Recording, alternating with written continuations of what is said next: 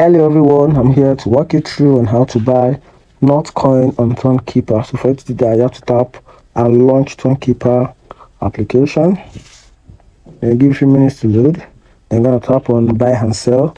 Then scroll down to the right hand and tap on buy Notcoin. So the platform I'm going to be using to buy your Notcoin on Twokeeper wallet is called Mercure.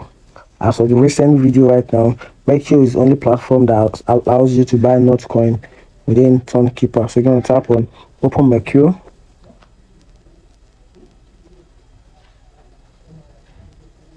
Then you're going to set the amount of Notcoin you want to buy in your currency. Let's say you want to buy in 250 USD.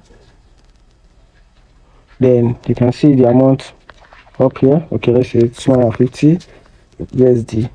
Then you can see these amounts. This is what you're going to get when you buy 250 USD for Notcoin. So this is the exchange rate. Then I'm going to tap buy.